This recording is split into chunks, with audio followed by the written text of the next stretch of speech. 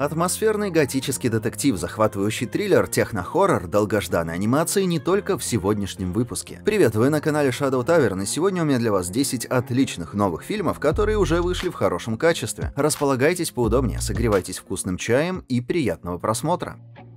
Кот в сапогах 2. Последнее желание. Кот в сапогах, бесшабашный искатель приключений, дамский угодник и герой, был раздавлен церковным колоколом после своей очередной победы над гигантским чудовищем. Очнувшись, кот понял, что его страсть к приключениям взяла свое. Он израсходовал 8 из 9 кошачьих жизней, и у него осталась лишь одна. Сначала он думал, что в этом нет ничего страшного, но встреча со зловещим волком заставила его пересмотреть свои приоритеты. Когда Златовласка и 3 медведя рассказывают ему о звезде желаний, кот решает найти ее, чтобы загадать желание и отмотать счетчик 9 жизней на начало. «Кот в сапогах 2» — фантастическое продолжение оригинального фильма. Самое удивительное и примечательное — сиквел был выпущен спустя 11 лет после оригинала, и он, несомненно, намного лучше оригинала. Одно очень заметное отличие — это стиль анимации. Конечно, большая часть сделана в 3D, но есть и 2D-арт, будто персонажи прорисованы вручную, что особенно заметно в «Волке» и в сценах драк. На визуальную трансформацию, похоже, повлиял растущий финансовый успех аниме и красочной западной анимации, вроде Человека-паука через вселенную. Цвета, текстуры, тени и эффекты просто восхитительны. Темп также заметно стал лучше, персонажи очаровательны, а шутки великолепны. В то же время в фильме удается передать идеи преданности, важности командной работы и доверия к другим, не говоря уже о том, что в фильме много сердца и доброты, и все это рассказано в форме, доступной для всех возрастов. Для себя я, возможно, уже нашел один из самых душевных и смешных фильмов этого года.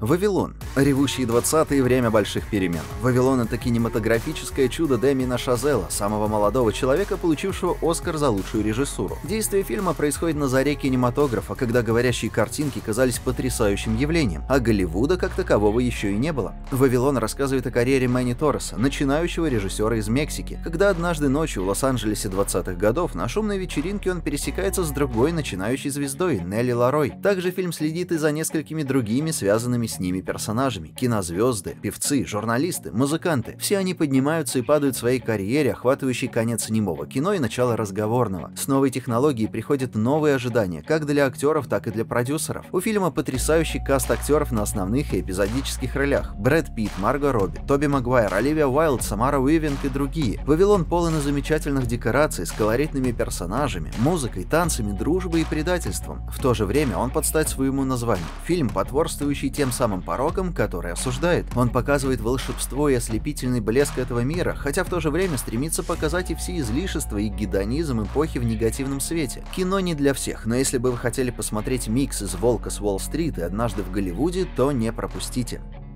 «Меню» — это мрачный комедийный триллер от режиссера Марка Майлода, который отправляет зрителей в дикое путешествие в мир ценителей изысканных блюд. Расположенный на уединенном острове, ресторан гениального шеф-повара Словика принимает только самых уникальных гостей и предлагает блюда, которые в том числе являются концептуальным искусством. Хоторн — воплощение высокой кухни и эксклюзивности. Ужин в нем стоит невероятных денег, а приглашение достать почти невозможно. И в один из таких приемов в ресторане собираются самые важные гости, каждый из которых, кажется, обладает своими темными тайнами. И по мере того, как вечер продолжается, ужин становится все более зловещим, и то, что начиналось как концептуальная кухня, приводит к ужасающим событиям. В фильме задействован потрясающий талантливый актерский состав, из которого, естественно, выделяются Рэй Файнс, Аня Тейлор-Джой и Николас Холт. Визуально фильм представляет собой пиршество для глаз с прекрасной кинематографией, передающей мастерство кухни и роскошь блюд. Саундтрек дополняет общее впечатление. Сочетание мрачного юмора, напряженного сюжета и ужасающе изобретательных сцен делает фильм одной из лучших премьер в жанре за последнее время. В целом, если вы хотите посмотреть мрачный комедийный триллер с кулинарным уклоном, «Меню» — отличный выбор. Лично я остался от него в восторге.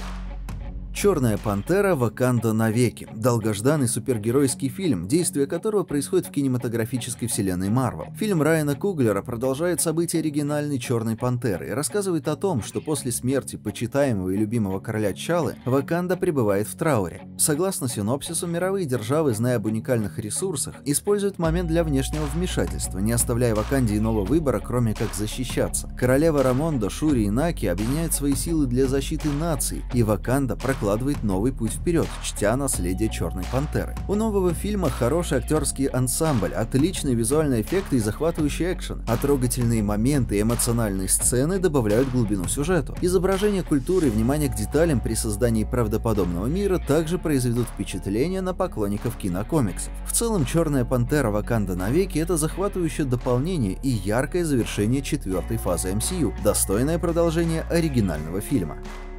Крушение. Согласно синопсису, после героической посадки своего поврежденного штормом самолета в зоне боевых действий, бесстрашный пилот оказывается в окружении между отрядами многочисленных ополченцев, стремящихся взять самолет и его пассажиров в заложники.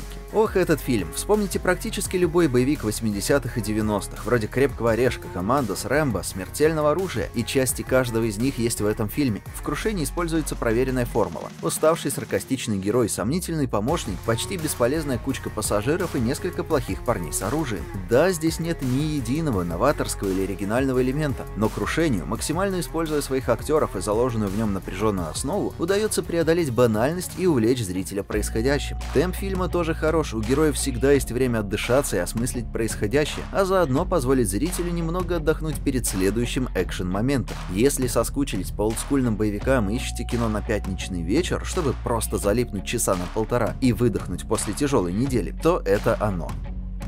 Битва при Нарвике. Согласно официальному описанию, апрель 1940 года. Внимание всего мира приковано к Нарвику, небольшому городку на севере Норвегии, источнику железной руды, необходимой для немецкой военной машины. После 2 месяцев ожесточенной зимней войны немецкий лидер терпит первое поражение. Новый фильм о Второй мировой войне, снятый в Норвегии, рассказывает историю, отличную от реальных событий на поле боя, где, как утверждает название фильма в международном прокате, Гитлер потерпел свое первое поражение. Обратите внимание, что название фильма явно не самое точно и не фигурирует в самом фильме, даже не подразумевается. Это также становится ясно, если обратиться к открытым источникам и прочитать чуть больше, например, в Википедии. Нас знакомит с исторической справкой о том, почему и как Норвегия объявила себя нейтральной в начале Второй мировой, но Германия в нее вторглась. Затем нас знакомят с главными героями — Гуннаром Тофте, солдатом норвежской армии, и его женой Ингрид, которая работает в гостинице и вынуждена стать переводчиком для главы оккупационных войск. Если интернет не врет, Нарвик стал самым просматриваемым фильмом 2022 года в Норвегии. В нем рассказывается история невинных мирных жителей Нарвика, которые страдают в условиях противостояния английских и немецких войск. «Всевидящее око». Основанный на одноименном романе Луи Боярда, этот готический фильм-мистерия переносит зрителей в Америку времен Гражданской войны. В 1830-х годах детектива Лендера вызывают в престижную военную академию Вест-Пойнт для расследования смерти человека. Погибает курсант, но на следующее утро выясняется ужасающий факт: у молодого человека было удалено сердце. И поскольку теперь самоубийство точно исключено, начальство приказывает расследовать этот ужасный инцидент как можно тише. Не имея возможности получить всю необходимую информацию в частной академии, Лендер прибегает к помощи одинокого курсанта Эдгара Аллана По. Эдгар Пони, расстающийся с выпивкой и томиками своих стихов, легко решается помочь, и вдвоем они рискуют столкнуться с неведомым злом, который ускользает от всех попыток разгадать тайну. Этот фильм способен заинтересовать вас своим ансамблем прекрасных актеров, во главе которого стоит Кристиан Бейл. Компанию ему составляют Гарри Меллинг, Джиллиан Андерсон, Тоби Джонс, Роберт Дюваль, Тимоти Спол, Шарлотта Генсбур и другие. Триллер, действие которого происходит на фоне прекрасного заснеженного Нью-Йорка, очень похож по атмосфере на сонную лощину Тима Бёртона. Не такой мрачный и страшный, но более зрелый и реалистичный. Работа легендарного композитора Говарда Шора придает фильму особое звучание. И снова о кинематографе: никакого хромакейного безумия и фальшивых декораций, все по-настоящему. И это одна из причин, почему эта мрачная история так захватывает.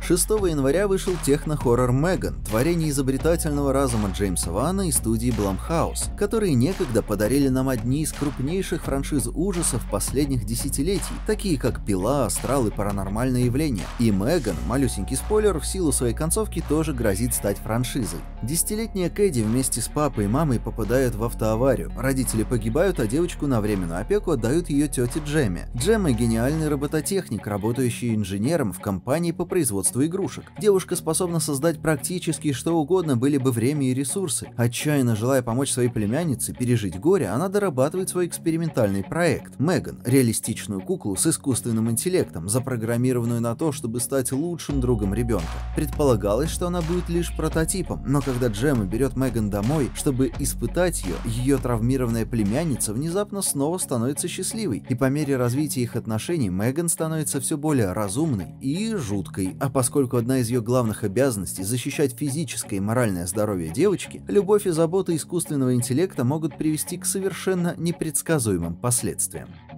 Оборотень фильм. Прежде чем переходить к синопсису, я не понимаю логики локализованного названия, ведь и персонажи, и сюжет — все это продолжение известного сериала «Волчонок», снятого по мотивам известного фильма, тоже «Волчонок». Видимо, «Оборотень» звучит брутальнее и должен лучше продать новинку. Ну и ладно. «Оборотень» фильм — сверхъестественная драматическая Young Adult премьера, продолжение хитового сериала MTV. Как и сериал, фильм был снят по сценарию Джеффа Дэвиса. Примечательно, что для исполнения ролей персонажей вернули оригинальный актерский состав, знакомый поклонникам еще с 2011 года. На момент действия фильма Скотт МакКолл научился жить нормальной человеческой жизнью и устроился на работу ветеринаром. Однако, несмотря на все пережитое в прошлом, Скотт оказывается не готов к приходу нового зла. С наступлением полнолуния вызываются всевозможные жуткие существа — банши, адские гончие, оборотни, кицуны и другие, и только альфа-оборотень Скотт способен объединить старых и новых союзников, чтобы противостоять угрозе.